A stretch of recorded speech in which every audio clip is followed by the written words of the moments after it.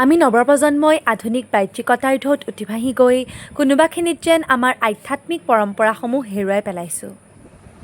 নমস্কাৰ সকলোকে, মই নিচিতা। মোৰ অন্য এটি লং ব্লগলৈ আপোনালোক সকলোকে স্বাগতম জনাইছোঁ। আজি মহাপুৰুষ শ্ৰীমন্ত শংকৰদেৱ গুৰুজনাৰ 577তম জন্ম জয়ন্তী উৎসৱ। প্ৰতি বছৰে আমাৰ গহপুৰত 31খন গাঁও একত্ৰিত হৈ শংকৰদেৱ গুৰুজনাৰ জন্মোৎসৱ আয়োজন কৰে। এইবাৰ আমাৰ গাঁৱত অনুষ্ঠিত কৰা হৈছে আৰু আমাৰ গাঁৱত মানে আমাৰ নামঘৰ একেবাৰে লগতে আমাৰ ঘৰৰ আৰু আমাৰ ঘৰতে ধুনীয়া খোৱা বোৱাখিনি কৰা হৈছে। গোটেইখিনি দেখুৱাই যাওঁ আপোনালোকক, সেইবাবে ভিডিঅ'টো শেষৰলৈকে চাব। মহাপুৰুষ শ্ৰীমন্ত শংকৰদেৱ গুৰুজনাৰ জন্মোৎসৱ দুদিনীয়াকৈ উদযাপন কৰা হৈছিলে। এয়া প্ৰথম দিনাৰ প্ৰথম কাৰ্যসূচী ধৰ্মধ্বজা উত্তোলন। অসংখ্য মানুহৰ সমাগম ঘটিছে, তথাপিও যেন কিবা এটা উকা উকা অনুভৱ হৈছে। কাৰণ মাথো এটাই, জুবিনদাৰ অনুপস্থিতি। ধৰ্মধ্বজা উত্তোলনৰ পাছতেই জুবিনদাৰ আত্মাৰ চিৰশান্তি কামনা কৰি তেওঁৰ ফটোৰ আগত শ্ৰদ্ধাঞ্জলি জ্ঞাপন কৰা হ'ল। আনফালে আকৌ এয়া আমাৰ ঘৰৰ দৃশ্য। ভকতসকল লাগিয়ে গৈছে দুপৰীয়াৰ ভাতসাজ বনাবলৈ। এইফালে আকৌ আইতা, খুৰী, বৰমাহঁতে চাহৰ জুতি লৈ পাচলি কটাত লাগি আছে। আমাৰ ঘৰখন একেবাৰে বিয়াৰ ঘৰৰ দৰে উদুলি মুদুলি হৈ আছে। এনেকুৱা অনুষ্ঠান হ'লে খুব বেছি ভাল লাগে। এয়া মই দেখুৱাইছোঁ আমাৰ নামঘৰ ভাগৰ ফ্ৰণ্ট চাইডটো। ধৰ্মধ্বজা উত্তোলনৰ পাছতেই ভকতসকলে নাম গালে, ভাগৱত পাঠ কৰিলে, তাৰ পাছতে এয়া প্ৰসাদ লৈছে। আমাৰ ঘৰতে যিহেতু খুওৱা বোৱাখিনি কৰা হৈছে, ইটো সিটো কামত লাগি থাকোঁতে নামৰ সময়ত নামঘৰলৈ আহিবলৈ নাপালোৱেই। এইফালে আকৌ এয়া খাবলৈ প্ৰথম টিপটো বহুৱালেই। প্ৰতি বছৰে শংকৰ উৎসৱত দিহানামৰ প্ৰতিযোগিতাসমূহ ৰখা হয়। বিভিন্ন ঠাইৰ পৰা দলসমূহ আহি ভিৰ কৰেহি। জুবিনদাই কণ্ঠদান কৰা এটি দিহানামেৰে আমাৰ গাঁৱৰ দলটোৱে দিহানামৰ উদ্বোধনী কৰিছিল। আৰু এই দলটো হৈছে আমাৰ গাঁৱৰ চেমনীয়া দল। ইয়াত মোৰ ভণ্টি কংকিও আছে। দিহানামৰ প্ৰতিযোগিতাসমূহ চাবলৈ আমাৰ গহপুৰ সমষ্টিৰ সন্মানীয় বিধায়ক শ্ৰীযুত উৎপল বৰা ডাঙৰীয়াও আহিছিল। নামঘৰ ভাগত মানুহৰ জনসংখ্যা দেখি আনন্দত হৃদয় ফুলি উঠিছে। আমি নৱপ্ৰজন্মই আধুনিক বাহ্যিকতাৰ ঢৌত উঠি গৈ কোনোবাখিনিত যেন আমাৰ আধ্যাত্মিক পৰম্পৰাসমূহ হেৰুৱাই পেলাইছোঁ। মোৰ প্ৰায়েই এনে ভাৱ হয়।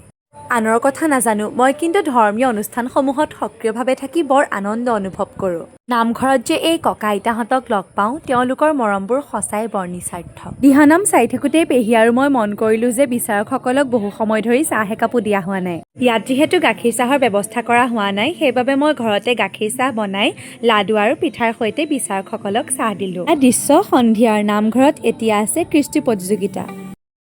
কাম বন মই নামঘৰতে আছোঁ ৰাতিপুৱাৰ পৰা, আৰু কংকিয়েও নাম গাই আহিলে। নাম গাই আহি পেলাই এতিয়া মোকো গুলিয়াই আছে।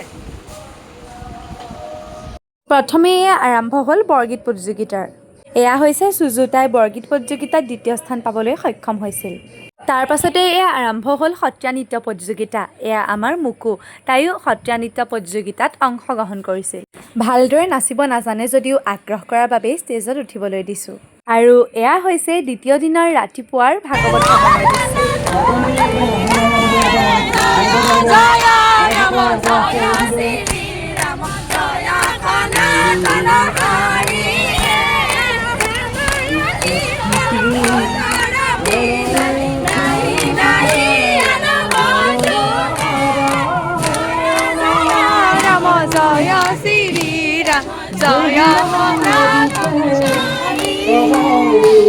নাম গাই আনন্দত আত্মহাৰা হৈ আমি প্ৰায় 3খন গাঁও খোজকাঢ়ি ভাগৱত ভ্ৰমণ কৰিলোঁ।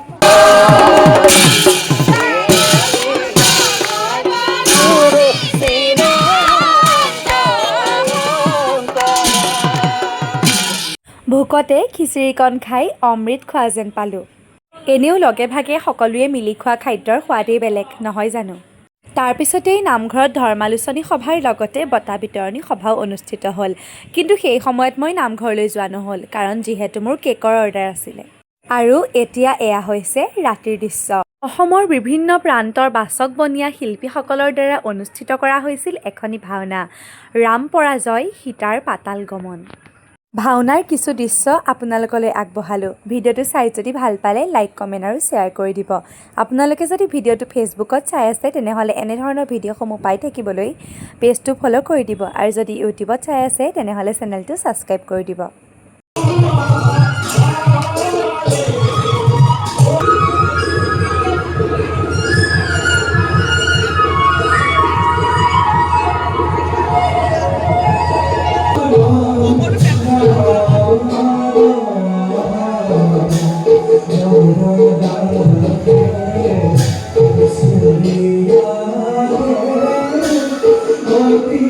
Thank you.